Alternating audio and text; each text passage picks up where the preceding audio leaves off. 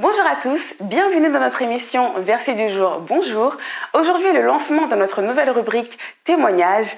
Toujours autour d'un verset, chaque mois, nous recevrons un invité qui partagera avec nous son témoignage afin que notre foi puisse être édifiée. Alors sans plus tarder, je vous laisse avec Madame Rougerie et ses invités. Passez un excellent moment.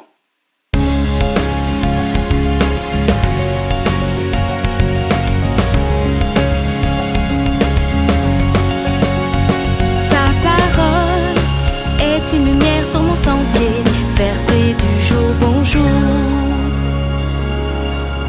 Bonjour à tous, bienvenue ce soir, aujourd'hui, dans notre nouvelle rubrique Verset du jour spécial témoignage. Bonjour Jade. Bonjour. Sois la bienvenue. Merci beaucoup. Bonjour Marie-Josée, Bonjour. C'est votre tour aujourd'hui, nous allons entendre parler de votre témoignage. Donc Jade, toi on va apprendre à te découvrir au fur et à mesure, peut-être que vous la connaissez déjà et tant mieux. Et puis Marie-Josée, je suis très contente que vous soyez là aujourd'hui. Merci. Il y a quelque chose de bon qui s'est passé dans votre vie, quelque chose de déterminant, de très important et nous allons donc partager cela avec vous aujourd'hui. Alors pour commencer, est-ce que vous pouvez nous raconter un petit peu vos origines, votre cadre de vie, pourquoi vous êtes Marie-Josée? D'accord, très bien. Pourquoi je suis Marie-Josée? Je suis guadeloupéenne, je suis née en Guadeloupe, j'ai 50 ans, j'ai 3 enfants et je suis issue d'une famille catholique, d'une famille catholique où j'ai grandi dans la foi catholique, j'ai été baptisée, j'ai pas fait la première communion, mais j'ai été baptisée. Notre mère nous parlait souvent de Dieu. Elle nous faisait prier aussi. Elle nous faisait prier. Ah oui. On avait des prières. Une prière qu'on devait apprendre par cœur, c'était le psaume 23. L'Éternel est mon berger. Ah oui, je me rappelle, oui, avec elle, on se mettait près du lit et puis on priait. Ça, c'est une bonne chose. Oui. Elle nous faisait prier. Et voilà, oui, catholique. On a fréquenté un peu aussi une église des témoins de Jéhovah, une église aussi évangélique. Je me rappelle, j'allais à la super église. Je me rappelle de ça, j'allais à la super église. Mais je disais toujours que je suis croyante non pratiquante. Je croyais en Dieu, mais sans plus. Comme beaucoup de personnes. Voilà. Pas prête à vraiment obéir à Dieu, mais je croyais en Dieu. Voilà. Et donc, jusqu'au point même de suivre ma mère dans une secte, dans une secte indienne où on pratiquait de la méditation. On sortait de notre corps, en fait. Il y avait des techniques pour sortir de son corps, mais moi, j'avais pas envie. J'avais pas envie parce que je me disais, si je fais ça et puis que je puisse pas revenir. Non, mais vous rendez compte jusqu'où l'être humain est capable d'aller pour avoir une expérience avec le surnaturel. C'est ça. Venez à l'église le dimanche, ce sera plus simple. Pas besoin de sortir de son corps. Dieu nous a donné un corps. Bon, c'était une parenthèse, je ne pouvais pas m'en empêcher. Oui, voilà. Dites-nous. Donc oui, voilà. Alors j'y allais dans cette secte avec ma mère, par obéissance, parce que c'est une mère avec ma mère, j'étais très très proche d'elle, que j'aimais beaucoup et qui m'aimait aussi beaucoup au point où ma sœur était jalouse de moi. Elle me disait que maman elle t'aime plus que moi.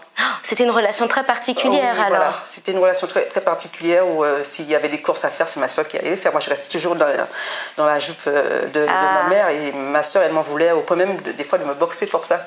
Enfin, ça me fait penser à l'histoire de Joseph. Ah oui.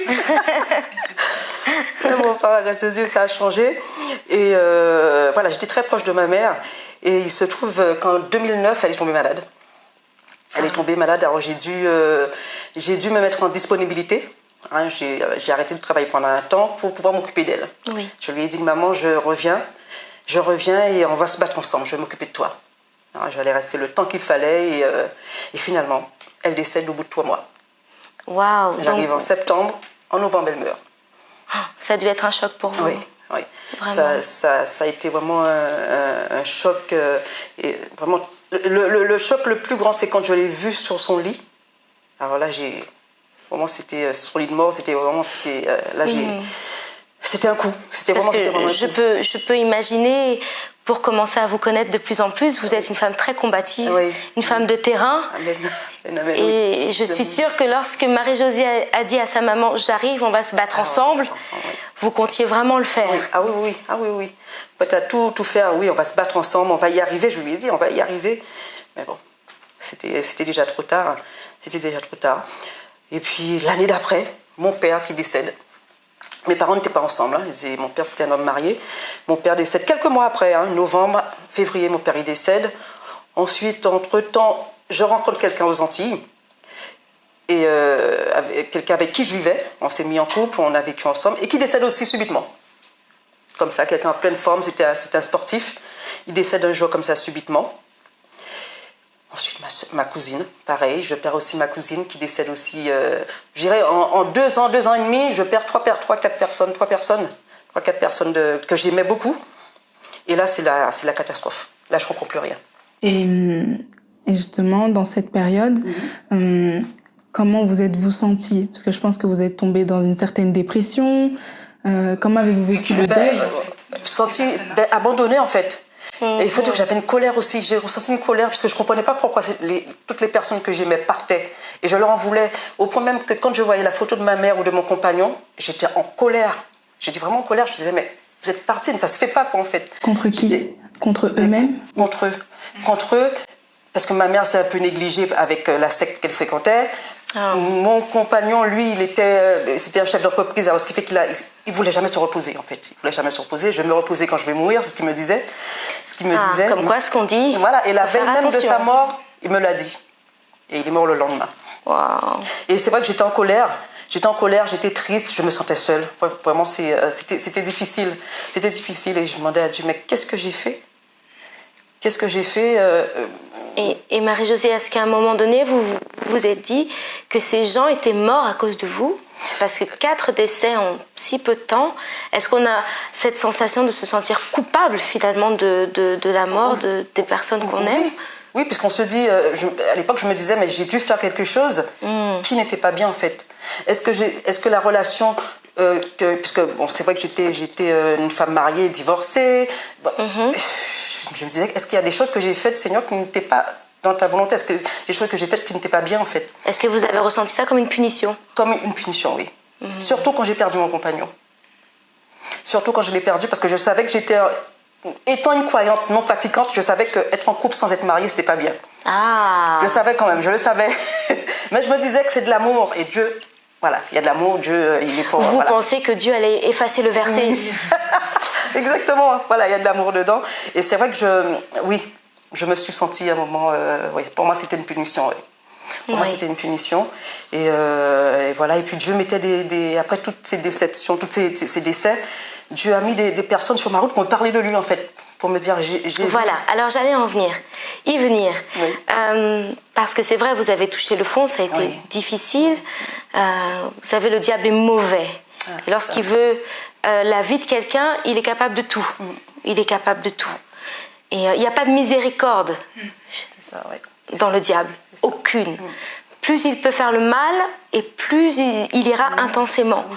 Donc je peux vous imaginer en train de souffrir énormément en fait. De souffrir énormément et à me dire la seule solution c'est de mourir, parce qu'il y a des fois où j'étais sur le balcon, j'avais envie de sauter, quoi. Je me disais c'est la seule solution, quoi, en fait. Donc vous avez pensé au suicide? Ah oui, et puis ma soeur elle pleurait, elle me disait mais arrête, elle m'appelait Titi. Elle me disait mais Titi arrête, t'as envie de mourir toi, si arrête, réagis, fais quelque chose, parce que j'étais vraiment dans un état où je suis devenue violente, agressive, violente verbalement. Vous vous êtes déjà battue? Ah oui. Je me battais, ma fille, je la battais, c'était, quand elle faisait ses devoirs, à la moindre erreur, c'était vraiment, je m'acharnais sur elle, mais sur le coup, je ne me rendais pas compte en fait. Mais je me défoulais comme ça, on me demandait de mes nouvelles, je criais, j'étais folle, en fait j'étais folle. J'étais folle et vraiment, je ne sais pas, je serais soit morte ou soit à l'asile, j'étais folle vraiment. Ah oui, c'est une période où j'étais vraiment... Et je me permets, et votre fille, elle a assisté à tout ça, donc votre dernière fille, elle a assisté à tout ça, elle vivait avec vous à ce moment-là. Est-ce qu'elle était tout constamment avec vous ou vous pouviez vous occuper encore d'elle? En fait, ma sœur, elle préférait me la prendre en fait. Ma sœur, elle apprenait, puisqu'elle savait dans quelle situation, comment je vivais des choses. Alors souvent, elle la récupérait. Elle l'a récupérée pour ne pas la laisser avec moi. Et j'ai su qu'après, Stécie, elle souffrait beaucoup. Elle me disait, maman, je te voyais pleurer. Tout ça. Et, oui, les enfants, ils sont très intelligents. Oui, oui, oui. Et ma soeur, c'est vrai que souvent, elle préférait la garder avec elle pour lui épargner, justement, je pense, toutes ces crises de colère et tous ces coups qu'elle prenait. Donc vous avez vécu l'enfer sur Terre. Ah oui, oui, j'ai vraiment vécu l'enfer sur Terre. Alors, donc, je me suis réfugiée à ce moment-là dans les boîtes de nuit. Je recherchais l'amour. Alors j'ai eu, après ce compagnon qui est décédé, j'ai eu d'autres compagnons, puisque bon, je recherchais l'amour. J'ai fréquenté des groupes de carnaval. J'étais à fond dans le carnaval et tout. Et dès que c'était fini, alors là, c'était la déprime. On défilait durant la journée, je défilais et tout. J'étais bien. Quand c'était fini. Vous preniez votre dose. Ah oui. Et quand l'effet de la dose était terminé, voilà, j'étais seule. Vous étiez seule. Je retombais dans le trou. Et c'était les boîtes de nuit, c'était des compagnons, c'était... Voilà, je me suis réfugiée dans des choses pas saines, quoi, en fait. Oui. Et puis finalement, une petite porte commence à s'ouvrir, un peu de lumière rentre. Un peu de lumière rentre. Je sens qu'il faut que j'aille vers Dieu, en fait. Je me suis dit, je vais... deviens bonne sœur. Après, je me suis dit, non, c'est pas quand même la solution. Et... par hasard, en sachant qu'il n'y a pas de hasard, là où j'habitais, il y avait une église, mais que je ne voyais pas avant. À l'époque, j'allais en boîte de nuit, machin. Quand j'allais en boîte de nuit, je ne voyais pas cette église. Mais un jour, je ne sais pas, boum, j'ai vu l'église, qui a toujours été là, juste à côté de chez moi. Et quand j'ai commencé à voir cette église, j'étais attirée par l'église. Je passais le dimanche exprès le matin. Je passais le dimanche devant et tout, j'avais envie de rentrer, mais je ne voulais pas y aller toute seule. D'accord. Et un jour, vous y êtes allée? Un jour, j'y suis allée, puisque... une radio qui nous dit oui, qu'il y a une conférence pour les femmes dans l'église où tu veux aller. J'ai dit waouh, Seigneur, je vais y aller. J'appelle ma soeur, elle m'a dit non, je vais t'envoyer une collègue. J'ai dit non, je n'ai pas besoin de ta collègue, je vais y aller toute seule. J'y suis allée et le jour même, j'ai donné ma vie à Dieu. Quand le pasteur, après la conférence et de la première journée, qui a dit qui veut donner sa vie à Dieu, je ne savais même pas ce que ça voulait dire, mais je me suis levée, je me suis avancée. J'ai dit Seigneur, moi, je veux y aller. Et j'ai fait la prière, j'ai donné ma vie à Dieu et j'ai senti une présence. J'ai commencé à pleurer. Oh Seigneur, c'est le miracle. J'ai ressenti l'amour de Dieu. Et j'étais comblée. Et radicalement, c'était, je dirais même le jour même, j'ai plus eu envie de me suicider. La colère est partie. Tout est parti. Et tout de suite, ma fille a vu le changement. Ma famille a vu le changement. C'était bon. Bon, alors je voulais que vous le lisiez. Oui. Je vous laisse essuyer vos larmes et je vais lire le verset du jour. Alors, nous allons lire le verset du jour pour aujourd'hui qui se trouve en 2 Corinthiens, chapitre 5, verset 17. La Bible nous dit « Si quelqu'un est en Christ, il est une nouvelle création. Les choses anciennes, Marie-Josée, sont passées. Voici toutes choses sont devenues nouvelles. » Et ça, vous l'avez vécu. Amen. Vous l'avez vécu. Vraiment, les choses anciennes sont passées, vraiment, puisque quand je repense à comment j'étais, etc., et comment je suis maintenant, vraiment, les choses anciennes sont vraiment passées, toutes choses sont devenues nouvelles. Et je vous encourage, toutes les personnes, que ce soit des hommes ou des femmes qui vivaient des situations difficiles, je vous encourage vraiment à faire confiance à Dieu, à vraiment vous laisser conduire. Allez-y, quoi, en fait. Si vous ressentez vraiment l'envie d'aller vers Dieu, allez-y. Oui. Et Dieu il agit. Il agit vraiment, il fait des miracles, puisque je dirais, si je suis ici aujourd'hui, vraiment, c'est parce que Dieu a fait un miracle. Je ne suis pas morte, je n'ai pas sauté, je suis là aujourd'hui pour pouvoir vous témoigner de ce que Dieu a fait. Et c'est un miracle, et en tout cas, faites confiance à Dieu. Jésus vous aime. Je suis contente que vous n'ayez pas sauté. Oui, moi aussi. J'aurais raté quelqu'un de vraiment précieux. Vraiment, Marie-Josée. Vraiment, vous êtes précieuse. Gloire à Dieu, merci. Vraiment, Marie-Josée, vous devriez apprendre à la connaître, si vous le pouvez un jour. Gloire à Dieu pour ça. Amen. Et merci encore Marie-Josée pour ce témoignage. Et nous espérons que là où vous êtes, vous avez été bénis par cette parole. Peut-être certains vous passez par cette situation. Donc sachez que Dieu est présent et que Dieu peut vous sauver. Donc nous espérons que cet épisode, cette rubrique vous a bénis. Et on se donne rendez-vous pour un prochain témoignage car il y en a d'autres qui arrivent. Passez une excellente soirée, nous vous aimons beaucoup et à très bientôt. À bientôt.